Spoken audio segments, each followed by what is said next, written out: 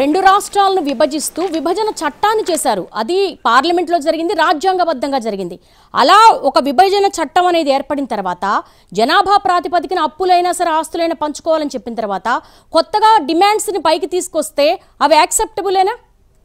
విభజన చట్టంలో నేను ముందుకు చెప్పినట్టు 8వ 10వ షెడ్యూల్లో ఉన్న అంశాలకు సంబంధించి మాత్రమే ముందుగా చర్చ చేసుకోవాలి, వాటిని పరిష్కరించుకునే దిశగా ప్రయాణించాలి. ఇంతకుముందు ఢిల్లీలో ఉన్న ఏపీ భవన్కు సంబంధించిన విభజన విషయంలో కానీ ఆ ఏపీ భవన్ను సామరస్యపూర్వకంగా విభజించుకున్నాం, ఇద్దరు సీఎంలు అంగీకరించారు, అందుకే ఆ సమస్య పరిష్కారం అయిందని రేవంత్ రెడ్డి గతంలో సీఎంగా ఆయన సీఎం హోదాలో చెప్పారు. అక్కడ పరిష్కారం అయింది ఏపీ భవన్కి సంబంధించి. అదేవిధంగా రాష్ట్రంలో ఒకవేళ ఇప్పుడు తెలంగాణ రాష్ట్రం ఏర్పడింది, ఆ తర్వాత 10 ఏళ్ళు కమాండ్ క్యాపిటల్ ఉన్న హైదరాబాద్కు సంబంధించి అన్ని ఆస్తులు హక్కులు తమకే వస్తాయని తెలంగాణ ప్రభుత్వం ఆశిస్తుంది.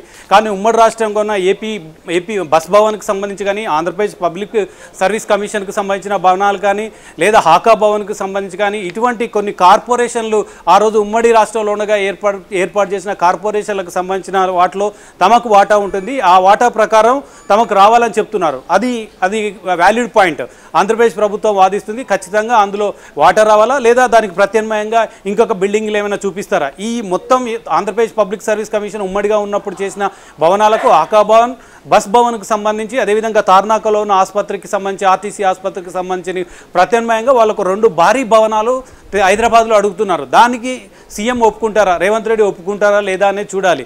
సో మీరు చెప్పినట్లు విభజన చట్టంలో కొన్ని అంశాలకు సంబంధించి ఆస్తులు, అదేవిధంగా విభజన ఎలా ఉండాలి, ఆ తర్వాత విభజన చట్టం తర్వాత 10 ఏళ్ల తర్వాత ఏ విధంగా ఉండాలనేది స్పష్టంగా పేర్కొన్న నేపథ్యంలో వాటి ప్రకారమే నడుచుకోవాల్సిన అవసరం ఉంటుంది. ఒకవేళ ఇరు రాష్ట్రాల సీఎంలు అంగీకరించకుంటే మళ్ళీ కోర్టు మెట్లు ఎక్కాల్సిన అవసరం ఉంది. ఇప్పటికే నిధులకు సంబంధించి కోర్టు మెట్లు ఎక్కారు, కోర్టులో తేలాల్సిన అనేక అంశాలు కూడా ఉన్నాయి. ఇంతకుముందు చెప్పినట్లు 8,000 కోట్లకు పైగా రూపాయల విషయంలో ఆ నిధులు ఎవరికి చెందాలి, ఆంధ్రప్రదేశ్కి చెందాలా, తెలంగాణకు చెందాలన్న అంశానికి సంబంధించి కోర్టులో తేలింది. ఇప్పుడు కొత్తగా తెలంగాణ డిమాండ్ చేస్తున్న 6 అంశాలకు సంబంధించి, అదేవిధంగా ఆంధ్రప్రదేశ్కి సంబంధించిన తీర ప్రాంతం చేర్చాలి, టీటీడీలో భాగం కావాలి, అదేవిధంగా కృష్ణా జిల్లాలో వాటాకు సంబంధించి రాష్ట్రం తర్వాత ఏర్పడిన 7 మండలాన్ని మళ్ళీ కలపాలి. ఈ అంశాలకు సంబంధించి కొత్త డిమాండ్లు ముందు పెడితే అవి ఖచ్చితంగా వ్యాలిడ్ అవుతాయా లేదా? ఒకవేళ ఇరు రాష్ట్రాల సీఎంలు వాళ్ళు అంగీకరిస్తే తప్ప ఇవి పరిష్కారం అయ్యే, విభజన చట్టం ప్రకారం పరిష్కారం అయ్యే అంశాలు కాదు. ఖచ్చితంగా వాటిని పరిష్కరించాలంటే మళ్ళీ కోర్టుకు పోవాలి. ఇది వీడని చిక్కుముడి 10 ఏళ్ళు కాదు కదా. ఇంకా నేను ఇంతకుముందు చెప్పినట్టు జార్ఖండ్, ఛత్తీస్గఢ్ ఏర్పడి ఇంతకాలం అయినప్పటికీ ఇంకా కోర్టులో అనేక వివాదాలు నడుస్తున్నాయి.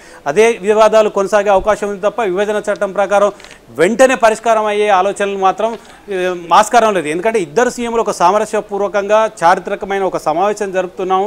ఇరు రాష్ట్రాల మధ్య ఉద్రిక్తత అవసరం లేదు. కేవలం 2 రాష్ట్రాలకు సంబంధించి నీళ్లు, నిధులు, నియామకాలకు సంబంధించిన ట్యాగ్ లైన్తో బీఆర్ఎస్ పార్టీ ఏర్పాటు చేసింది.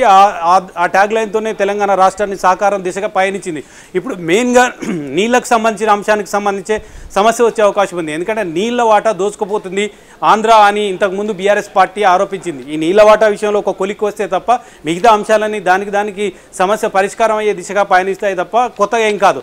ప్రధానంగా రాజకీయంగా చూడాలి ఈ అంశాన్ని. చంద్రబాబు నాయుడు, రేవంత్ రెడ్డి కలయికను రాజకీయంగా చూస్తే ఖచ్చితంగా బీఆర్ఎస్ పార్టీ ఎదురు చూస్తుంది.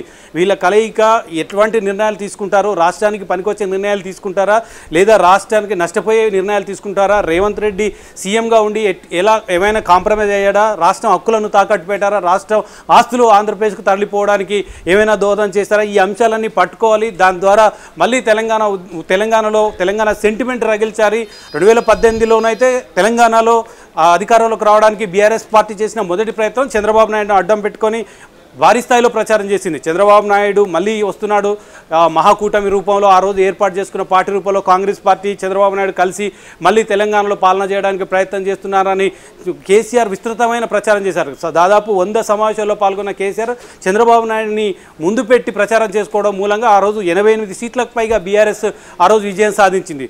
సో మళ్ళీ ఇప్పుడు అధికారం కోల్పోయింది బీఆర్ఎస్ పార్టీ. అధికారంలోకి రావాలి. పార్టీకి ఇప్పటికే చాలామంది ఎమ్మెల్యేలు వెళ్ళిపోయారు, 7 ఎమ్మెల్యేలు వెళ్ళిపోయారు, 6 పైగా ఎమ్మెల్సీలు వెళ్ళిపోయారు, చాలామంది పార్టీకి సంబంధించిన జిల్లా పరిషత్ చైర్మన్లు వెళ్ళిపోతున్నారు. ఈ నేపథ్యంలో పార్టీని మళ్ళీ నిలదొక్కోవాలి, పార్టీని మళ్ళీ ప్రజల్లోకి ఉండాలంటే ఖచ్చితంగా ఒక అంశం కావాలి. ఆ అంశం ఈరోజు తమకు ఏ విధంగా దొరుకుతుందని ఎదురు చూస్తున్నారు. ఇద్దరు సీఎంల మీటింగ్ సందర్భంగా ఒక రాజకీయ అంశం కనుక దొరికితే ఆ రాజకీయ అంశాన్ని పట్టుకొని తెలంగాణలో ప్రచారం చేయాలి. మరొక 5 ఏళ్ల పాటు కాంగ్రెస్ పార్టీ అధికారంలో ఉన్నప్పటికీ 5 ఏళ్ల పాటు తెలంగాణకు కాంగ్రెస్ పార్టీ అన్యాయం చేసింది.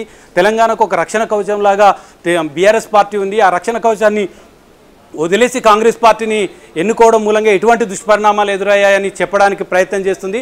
ఆ ప్రయత్నాల కోసం ఎదురు చూస్తుంది. సో ఇప్పుడు ఈ మీటింగ్లో రేవంత్ రెడ్డి, చంద్రబాబు నాయుడు ఎటువంటి నిర్ణయాలు తీసుకుంటారు, హక్కులకు సంబంధించి, ఆస్తులకు సంబంధించి, విభజన చట్టంలో అంశాలకు సంబంధించి, అపరిష్కృతంగా ఉన్న సమస్యలు, విద్యుత్తుకు సంబంధించిన బకాయిల విషయంలో కానీ, నీటి వాటా విషయంలో కానీ ఎటువంటి నిర్ణయాలు తీసుకుంటారు అనేది ఆసక్తి చూపాలి.